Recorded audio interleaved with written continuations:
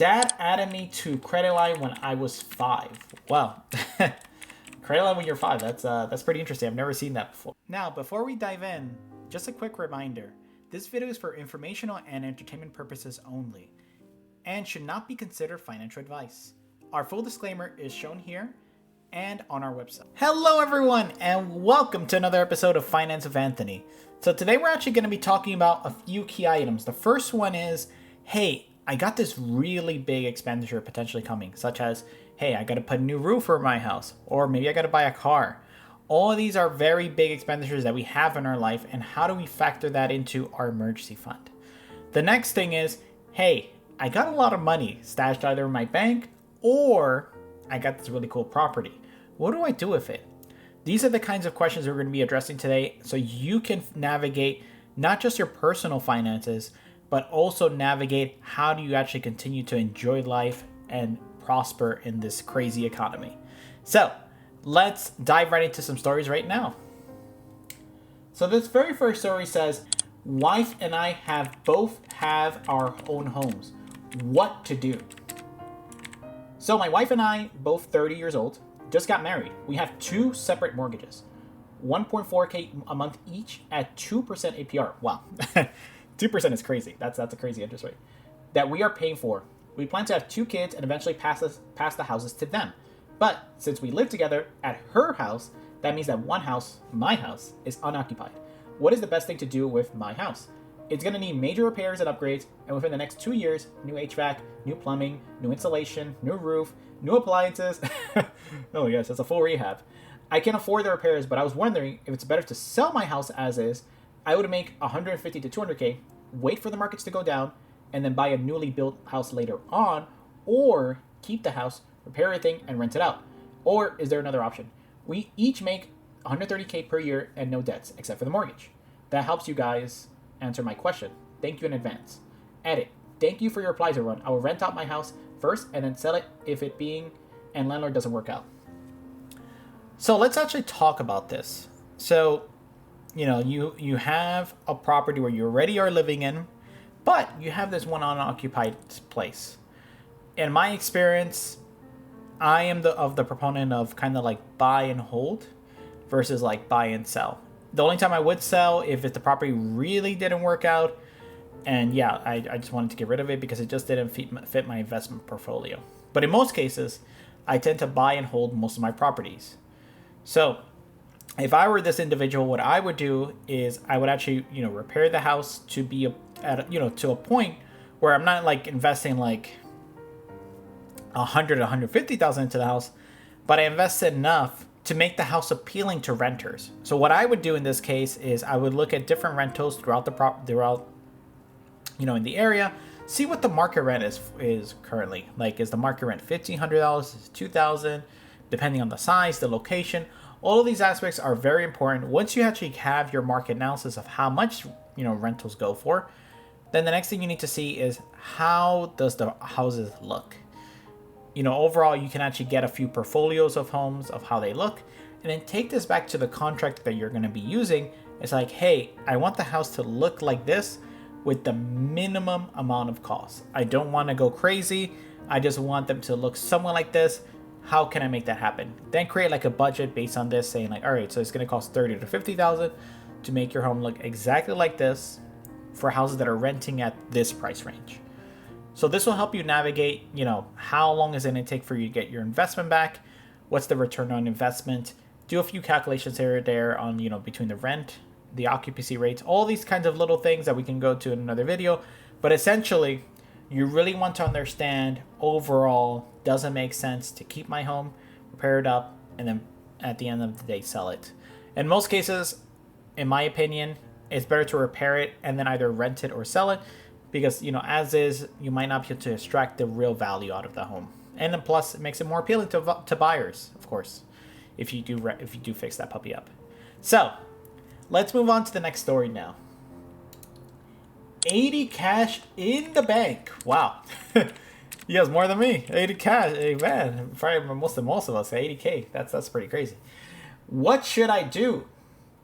As the title says, I have 80K sitting in the bank and have been hesitant to do anything and for fear of making the wrong decision.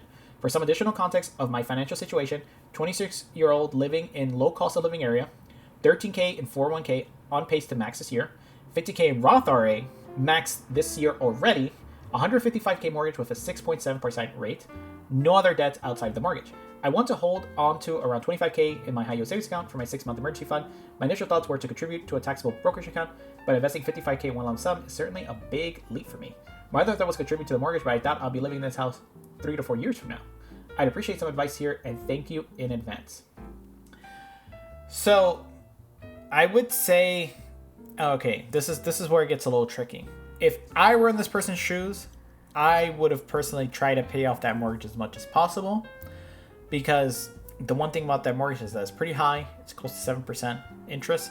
So you'd be saving a buttload of interest. So if I had already my 6-month emergency fund saved up, the rest of it would go straight to the mortgage. I would try to slash off as much of that mortgage as possible, because what this is going to do for me at the end of the day is that it's going to help me pay my mortgage faster.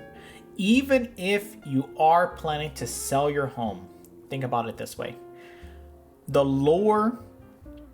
less you owe on the home, the more you're going to be able to keep once you sell it. Now, that's just my opinion. Of course, what you can do, as another potential, if you don't want to do that, is you can try to then navigate, of course, going into like maybe stocks, try some cryptocurrency if that's so. Depending on your risk tolerance, you can actually try to go to these other kinds of markets. But the thing about it is that if you put the money straight into your mortgage, you have a guaranteed return essentially of the interest that you're going to be saving. It's a guaranteed return in the year you made it. So that's just my opinion. And overall, hopefully you do what's best for yourself. But as I said, like if you want to go the routes of ETFs and stocks, you can do that definitely. But overall, my opinion is definitely paying off the mortgage. That's going to be my 2 cents here. So let's move on to the next story now. How to account for large expenditures in long-term modeling. All right, let's see what they got to say. How do you map out 15 years of budget and retirement savings when it comes to big variables, such as replacing a roof, car, sewer system, or a medical crisis? Is there a particular formula or approach that you can use? Car every 10 years, roof every 20, etc. So this is a very great question. So in this individual's case, I'm not sure if they have a rental property or they just have a home, but let's say you just have a home.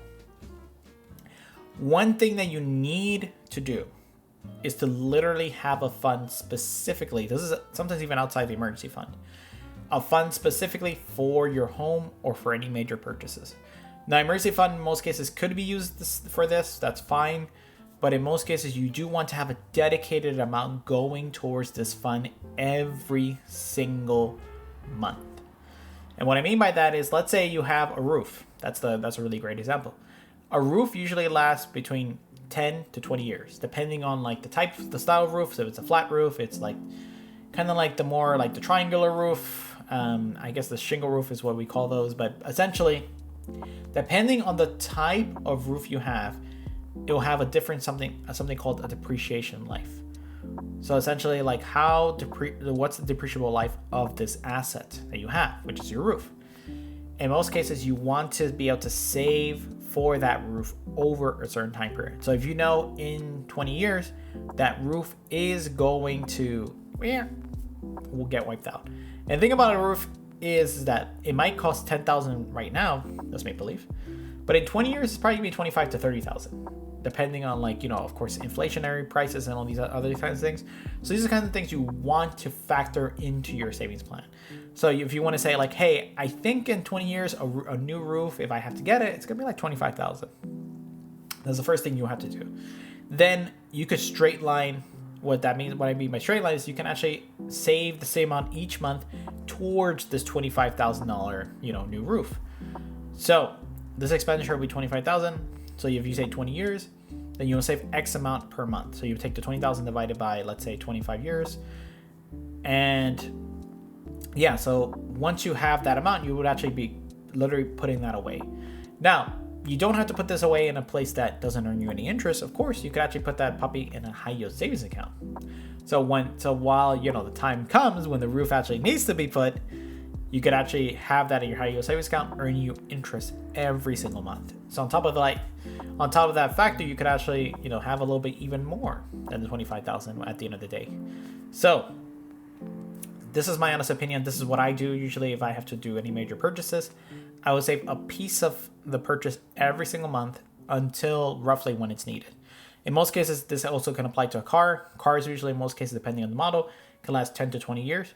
So you can easily save up for a brand new car as well, depending on the model. Depending on the model, it may even increase in price. So make sure you factor that as well into your calculations. Same thing. You could, as I said, you could use a high yield savings account to actually save towards this. You could even, for a car specifically though, the great thing about a car is you can actually take a loan against it if you want to. So you could potentially make your fund only equal to the down payment of your future car, and then from there you can loan out the rest. So that purchase plus homes, these are the same things. So a home, if you do want to actually invest into a home, make sure you have enough between the 5 to 20%. If it's a personal property, if it's an investment property, you're going to need the 20%. So every single fund in your mind should have its own place, its own purpose. Because the worst thing you want to do is have something that's too commingled, and then when the time comes, you're like, oh, I was planning to actually buy a house with this fund, but now I got to use it to buy a car. You lose your opportunity there. So that's the worst thing you can do. So let's move on now to the next story. Hello everyone, my name is Anthony and I'm the host of TheLostSanctuary. I hope you've been enjoying our content so far, and if you have, please feel free to like and subscribe. Also, we have our website up here, and we also have some socials down here. And as always, leave your comments down below.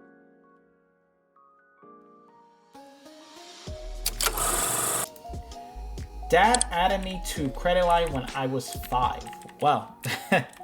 Credit line when you're 5, that's pretty interesting. I've never seen that before. My dad keeps trying to say it was helping me. He only missed one payment over 14 years. He had the line open, but there's like almost 3,000 on it. But he actually tried to help. Was it doing anything? My credit score is really low, but I've also had issues with student debt and another line I'm paying off. I just found out about it today when checking my credit. Credit Karma said it wasn't really helping anything and wants to get it off my credit score. It doesn't reflect on my history. I removed myself from the account because I assumed it was one of the problems with my credit because the balance was so high. Did I make the right move? So let's actually talk about what things impacts your credit scores. The one key item is the age of the credit. So how old is your oldest credit, and what type of credit is it? Is it personal credit? Is it a mortgage? All these, depending on how many types of credit you've had in your life, will actually dictate how high of a credit score you have. And also, are you making payments on time? If you miss even one payment, forget about it. It's gonna take, sometimes it takes months or years just to repair that one missed payment. So missing payments is a no-no, guys. Don't miss payments. And finally, how much is your credit usage? If you go from like a 2% usage to a 4% usage, that impacts your credit score. That might make you drop 10 to 20 points just because you use a little bit more of your credit. So a high utilization of your credit, but then you're like, hey, Anthony, but they gave me that credit. Why don't they want me to use it? Because the more you use, the more risky you're seen to the people that are lending you that credit. So if they see that you're using a lot of the credit, then they're like, maybe he or she's in financial trouble. Maybe there's something going on. That's not something you want to. You don't want to seem risky to your creditors, because that's going to decrease your credit score. That's not what you want. You don't want a low credit score because that's going to impact how much interest you pay. It's going to impact if you can even get a house. It's going to impact if you can even rent an apartment. Credit score is tied to so many things in our world right now that you need to have a good credit score. So make sure you guys are keeping track of your tabs on your credit, because you're going to need it, especially in this bumpy ride we're having right now. So let's move on to the next story. Can I cut back to part-time in 10 years and retire in 15? I'm sure this kind of thing is posted a lot, but here goes. I, 47, almost 48, and my wife, 50, have around 450K in various retirement accounts, and about another 50K in various cash assets. Between us, we make about and 150K per year. I work as a nurse and my wife a teacher. We save about 10% per month, and we have no real debts behind our houses. And I'm pretty sure we can live off 4 to 5K per month. In about 10 years, when the kids are gone, I would like to sell our house, pay off our vacation home, and move there. Ideally, I would love to cut back my hours as my job is mentally and physically taxing, and start taking Social Security and fully retire between 62 and 63 years old. I have run the numbers though, various calculators online, and it seems to be doable. What do you all think?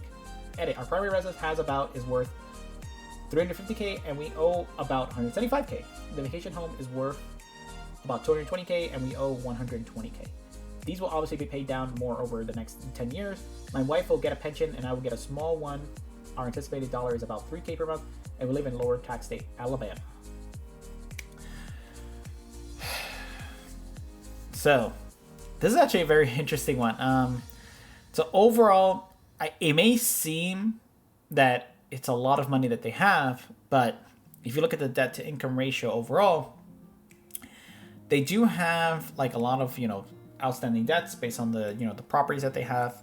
So even if they sell one of the properties to pay off the debt of the two other properties, the overall net amount earned from the property itself won't be much.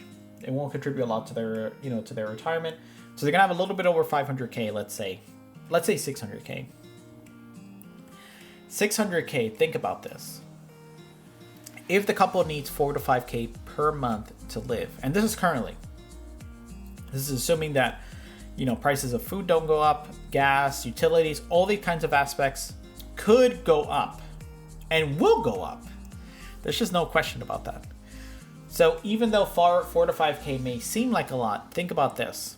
If they had 600K, and this is assuming a very conservative estimate, 600K, you waste 5K a month, that's 60K a year. 60K times 10, that is 600,000. So just there, they've wiped out their entire fund. In most cases, people don't live to only 70 nowadays. A lot of people live to 80, 90, 100. So at minimum, usually you should factor in 20 to 25 years of retirement funds. So 20 to 25 years of retirement funds in their case will probably be closer to 1.2 to 1.5 million.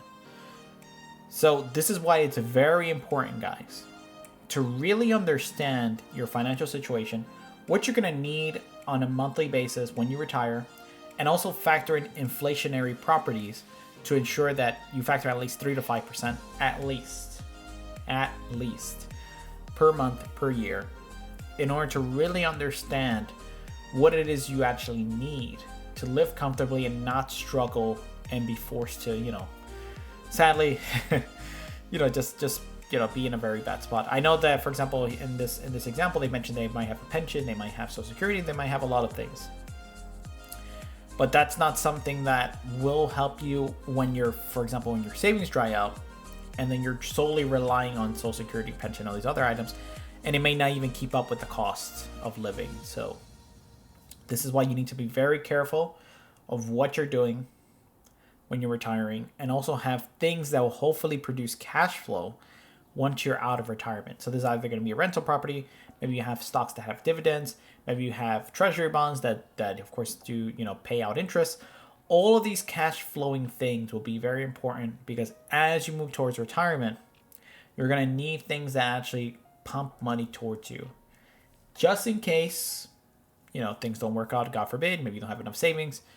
There's so many things that you need to factor in when you're retiring that it's ridiculous. I'm trying to not try to sugarcoat as much as I can, but retirement is a very big thing.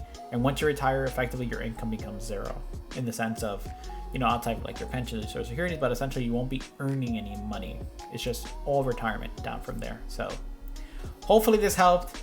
And that's going to conclude Finance with Anthony episode 25. We're at the quarter right now, 25. So I hope everyone out there has a blessed day, and adios, everyone. Keep doing what you're doing. You're doing an amazing job, and I'm wishing everyone out there all the best.